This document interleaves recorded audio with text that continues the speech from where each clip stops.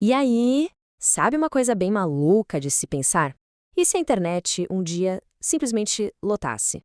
Tipo, sem mais espaço. Parece loucura, né? Pois é, mas hoje a gente vai falar sobre o herói desconhecido que impede esse apocalipse digital de acontecer. Então, se prepara para conhecer o tal do IPv6, o upgrade que salvou a nossa conexão. Bora mergulhar nessa história. Parece até coisa de filme de ficção científica, não é mesmo? Só que essa foi uma preocupação muito, mas muito real. Imagina só um mundo onde não dá mais para conectar um celular novo, ou um computador, ou sei lá, uma geladeira inteligente. Esse dia, olha, quase chegou. Esse número aí, 4,3 bilhões, esse era o total de vagas que a internet antiga, o IPv4, tinha para oferecer. Pode até parecer bastante, mas hoje em dia, só de celular no mundo já tem bem mais que isso. E aí bota na conta os computadores, as televisões, os relógios, a conta simplesmente parou de fechar.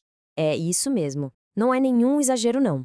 Os órgãos responsáveis por distribuir esses endereços já entregaram os últimos pacotes há anos.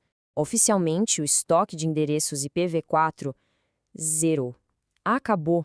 A gente entrou no cheque especial da internet, sabe, usando umas gambiarras e truques para manter tudo funcionando. Agora, o mais impressionante aqui é a escala dessa solução. A gente saiu de uma lista telefônica de cidade pequena para um número que é difícil até de escrever. 341 decilhões. Isso é mais do que suficiente para dar um endereço de internet para cada grão de areia do planeta. É um exagero? Com certeza. E é por isso que é genial. E é aqui que entra o nosso herói, o IPv6. Eu sei, olhando assim ele parece mais uma senha de Wi-Fi super complicada, mas é por causa dele que a internet pode continuar crescendo sem parar, sem limite. Uma forma fácil de pensar no IPv6 é como se fosse o novo sistema de CEP dos Correios da internet. Ele é o grande responsável por garantir que todos os dados, seja um meme, um e-mail importante, cheguem no lugar certo. A grande diferença é que, agora, o mapa de endereços é praticamente infinito. Olhando para isso aí, parece mais um código secreto ou uma mensagem de outro planeta do que um endereço, né? Mas calma, não precisa se assustar. Isso aí é um endereço IPv6 completo e a gente vai decifrar esse enigma juntos. Bom, chegou a hora da gente decifrar esse código. E pode relaxar, que é bem mais fácil do que parece.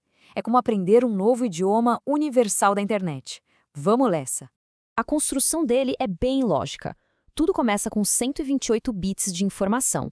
Ler isso em binário, com um monte de zeros e uns, seria impossível. Para facilitar a nossa vida, usamos um sistema chamado hexadecimal e organizamos tudo em 8 bloquinhos.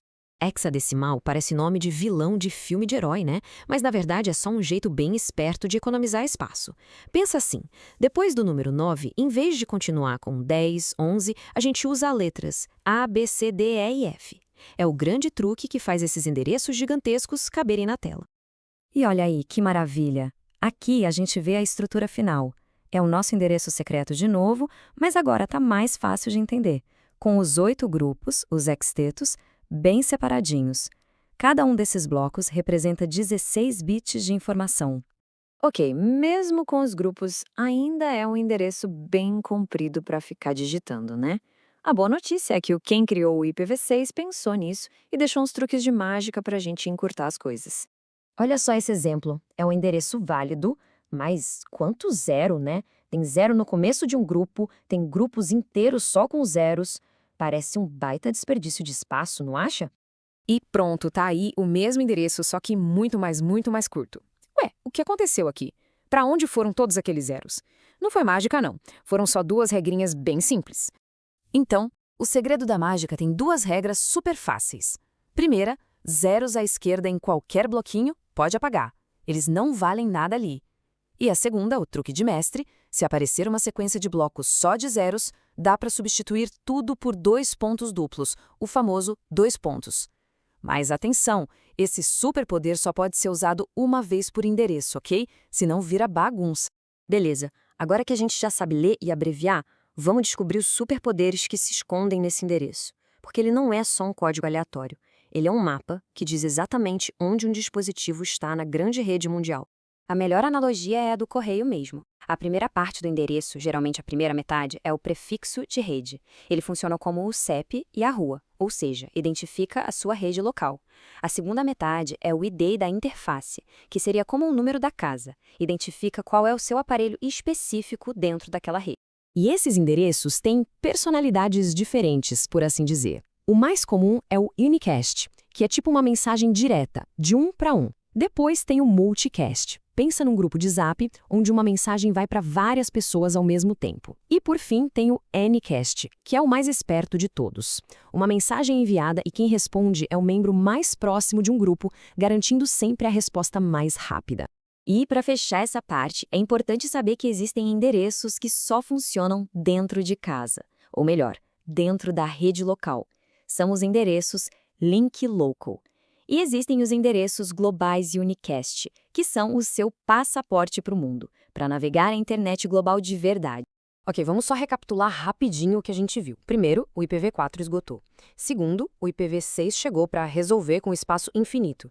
Terceiro, os endereços são longos, usam hexadecimal e são divididos em 8 blocos. Quarto, dá para abreviar usando 2 regrinhas mágicas. E quinto, o mais importante, eles dizem onde está a rede e qual é o aparelho. Moleza, né? E agora fica a pergunta para a gente pensar. Com tantos endereços disponíveis que dá para conectar literalmente qualquer coisa, o que será que vem por aí? Cidades inteligentes onde cada semáforo, cada lixeira está online. Roupas que monitoram a nossa saúde em tempo real. O limite não é mais técnico. Agora, o limite é a nossa imaginação. O que será que a gente vai construir com todo esse espaço?